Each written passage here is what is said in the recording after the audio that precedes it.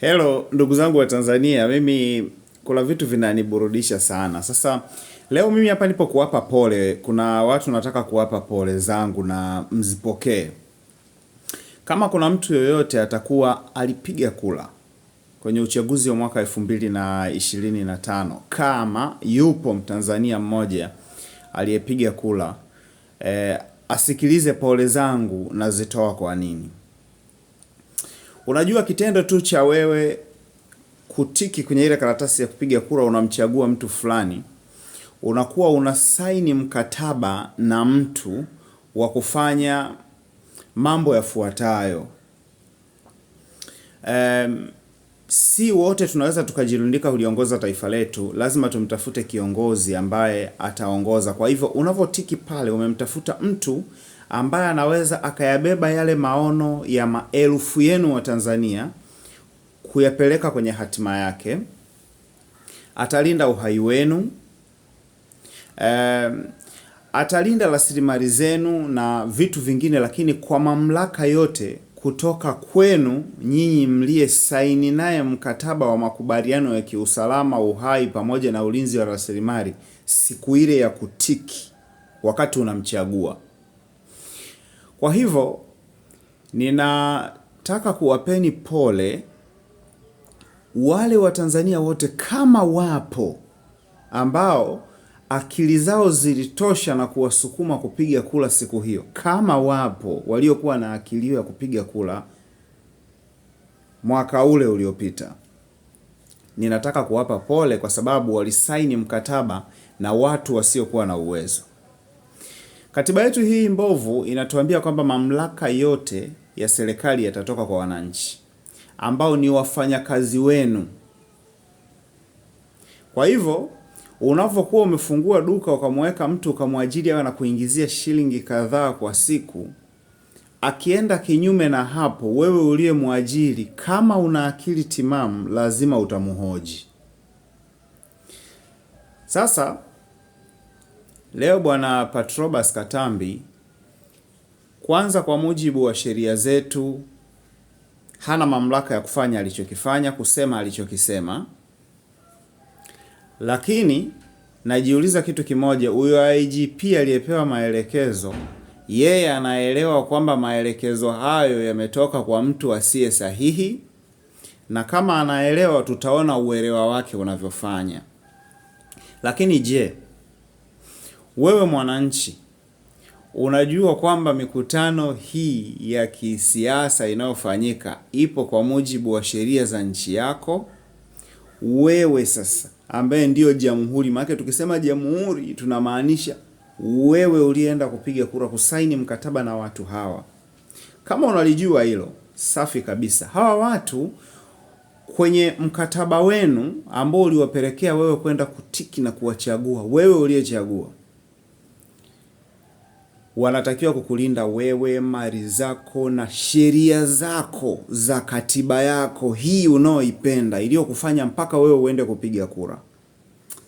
Najaribu kutafuta namna ambavyo utanielewa. Hawa watu walitakiwa kukulinda, walitakiwa kuruhusu haki yako ya kuandamana, ambao ni haki kisheria. Unaweza ukaandamana, unaweza ukafanya mikutano ya hadhara, una haki ya kuongea, una haki ya kuhoji. Hawa watu ambao wewe uliwachagua wanazuia haya yote kwa kusema kwamba hawataweza kudili na wahalifu, yaani kuulinda uhai na usalama wako, wakati huo huo mikutano hii ikiendelea. Sio kama wanielewa. Lakini wakati huo huo hawa watu ulisaini nao mkataba kwenye sanduku la kupigia kura, wakikwambia kwamba wataweza kusimamia yote yaliyoko ndani ya katiba, ambayo ni kulinda uhai wako, usalama wa raia ambao ni wewe na mali zako. Utaruhusiwa kwa mujibu wa katiba kusikiliza ama kufanya mikutano. Utaruhusiwa kuandamana na watadiri na wahalifu kwa wakati mmoja, na mkafanya makubaliano kwenye sanduku la kura mkatiki. Hao mliotiki, naombeni kuwapa pole kwamba mlifanya mkataba wenye mambo mengi na watu wasioweza kuhendo.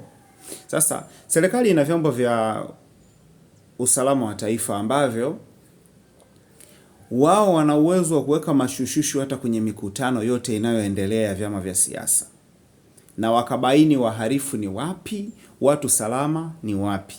Chadema pamoja na CCM hawafanyi mikutano pasi na kuwa na vibali vya polisi, lakini wakati huo huo magereza yana wahalifu na nchi inafanya uhalifu mwingine. Kwa hivyo kuwa na mkutano sehemu fulani haizuii wapelelezi kuendelea kufanya upelelezi wa kulinda. Kama wameshindwa mpaka watu wote wakae ndani ndio waweze kupata wahalifu, basi mkataba mlisaini na watu wasiokuwa na uwezo. Hapa ni mwenye akili timamu tu atanielewa. Lakini tumesikia hamtishiwi wala hamwezi kuamrishwa. Mambo ya kuambiwa hatufanyi maridhiano mpaka fulani aachiwe yanafanyikaga kwenye ndoa tu. Mna bahati mbaya sana kama na nyinyi mtaamini hivyo.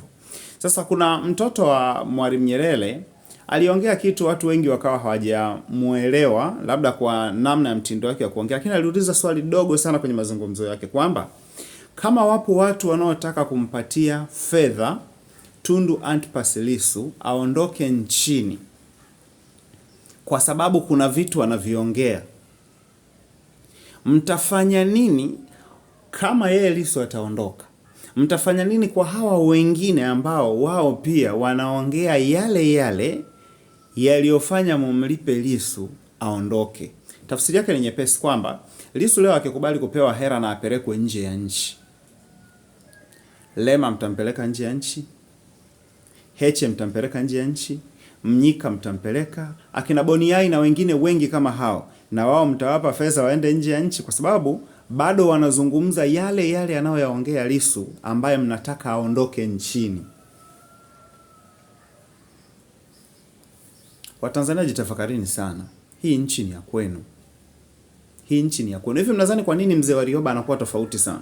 Ni kwa sababu enzi za ujana wake walipigania hili taifa wakiwa vijana wenye akili timamu, wakijua kuna utajiri kwenye ardhi, wakijua kuna utajiri wa raia, wakiwa na maono ya taifa lao kwa maelfu ya miaka yajayo. Ndio maana wakapigania uhuru ule, lakini walikuwa ni wasomi ambao wangeweza kwenda Ulaya wakaishi vizuri kabisa. Lakini wakasema hapana, tutajenga kivuli hata kama hatutapumzika sisi chini ya kivuli hicho, lakini uzao wetu utaandika historia. Kuna wazee waliitwa akina Nyerere walipigania uhuru wa taifa hili. Leo mnaishi hapa. Lakini kuna watu ukiwa yanafanyika mazungumzo ya kidhalimu, mazungumzo ya kukandamiza na kuumiza Watanzania wenzao, wanapiga makofi, wanashangilia kabisa. Ibada njema inaanzia kwako. Huwezi ukaanzia kwa jirani kama hujatokea kwako. Na sheria kuu kwa sisi wa Kristo tunaamini ni upendo. Sasa usipowapenda watu wa kwako, unategemea nani akupende? Hivi mnaona ugumu gani kwamba Lissu akiachiwa bila masharti? Mnaona ugumu gani katiba ikibadilishwa? Mnaona ugumu gani tume ikiwa huru ya uchaguzi? Hizi kelele zikaisha, tukajenga nchi. Siku itakapofika kwenye uchaguzi watu wakaamua anakaa nani anabaki nani. Au basi fanyeni yote yale ambayo yanahitaji wa Tanzania wote kwa ujumla, kwa sababu inawezekana, tuna utajiri wa kutosha. Kwenye swala la ajira ziko video zangu nyingi sana hapa, nishatoa vingi kuhusiana na ajira, namna gani tunaweza tukapata ajira kwenye taifa letu. Kwa nini msivifanye tu? Hamwezi kuvifanya, basi fanyeni hivi ili waje waingie wengine. Kwa sababu wewe kutawaliwa sio dhambi. Mbona umewatawala wenzako zaidi ya miaka 60? Tutumieni akili wa Tanzania. Mungu awabariki.